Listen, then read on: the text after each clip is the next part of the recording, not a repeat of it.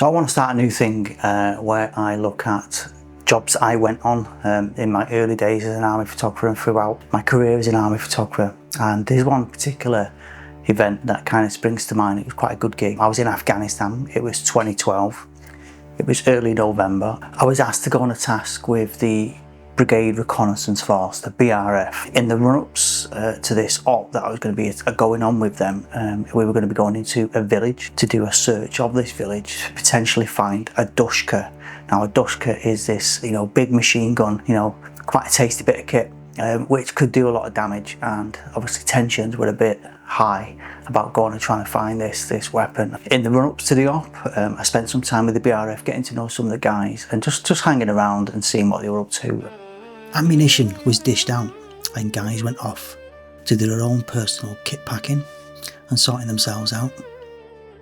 So I just hung around and watched the proceedings.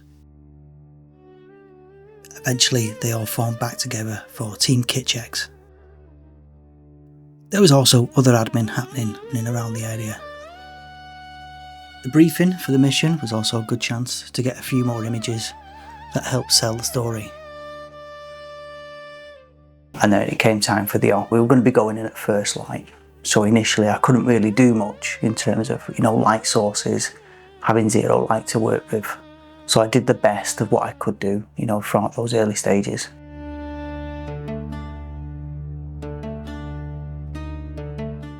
Light was an issue, but I just had to work around it. And often it was using other light sources that were available to me to help set the scene and provide a bit more ambient. But eventually it was time to get on the coach and make our way out to the airhead. We all boarded the Chinooks and flew off into the night.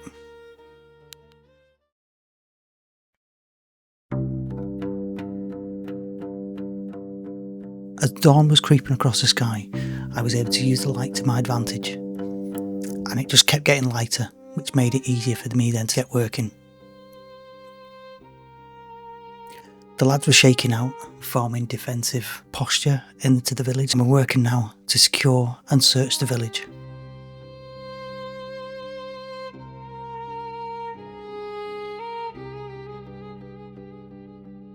There was always a threat, but this was meted by having people on lookout and watching for any potential dangers that may arise. Throughout this, I just documented as best I could. Patrol search dog was put to good use, and so were the guys themselves, and they got into pretty much many different things.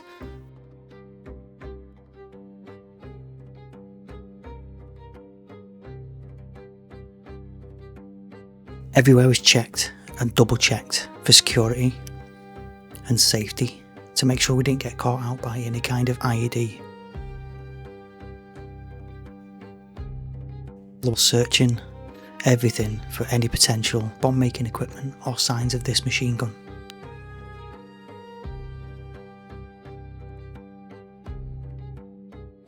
The search dog was called Jerry the Springer Spaniel, and they were kept very busy throughout the whole search. No stone or tree was left unturned. An aerial antenna was found in the tree and was pulled down and bagged and tagged by the Royal Military Police.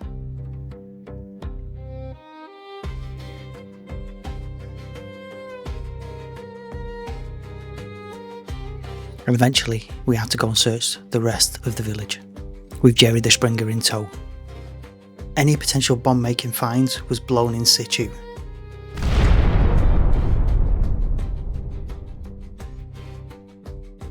With small caves being a typical place for hiding things.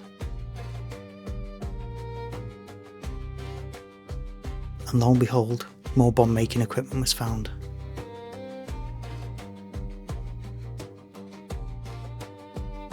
It was bagged, tagged and prepped for demolition. This was also blown in situ. You can just make out the guy who set the explosion here. and he just casually got up and ran into the rest of us once the blast had cleared. The search continued.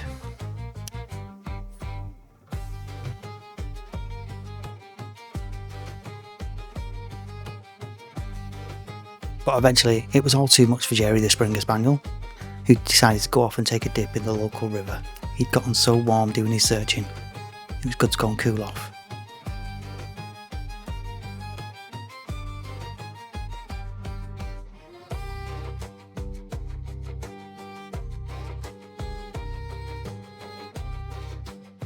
Eventually though, the village has been searched.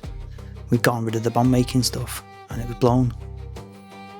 But it's time to think about maybe potentially extracting.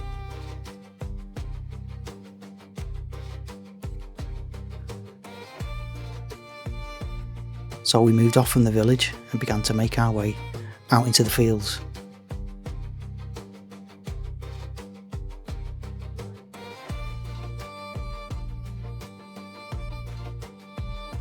We set up a small defensive perimeter to allow the Chinook to land.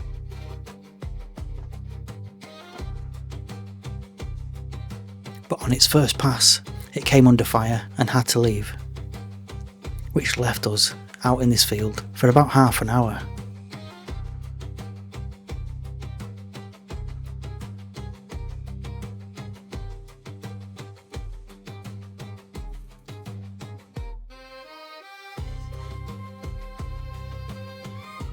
The Chinook came back, flew overhead a couple of times and landed in the field behind us, and we peeled off to go board the Chinook. But as we were running, I noticed these two sheep running with us and I managed to get a couple of frames off.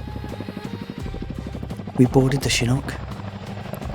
All the while I was getting these action shots of the guys running on.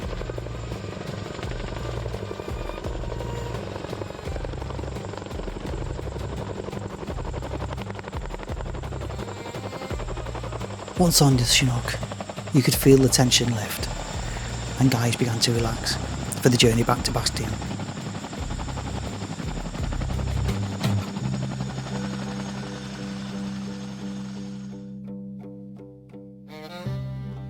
All in all, it was a cracking operation to be on. You know, I really enjoyed the gig. Whenever you went out with the BRF, you knew you were going to get good stuff, simply because they were doing more of the tastier stuff in Afghanistan at the time, due to things like, you know, the close down of Afghanistan and the gearing up to hand over to the Afghan National Army and the Afghan police and letting them run with it. But yeah, it was a good one.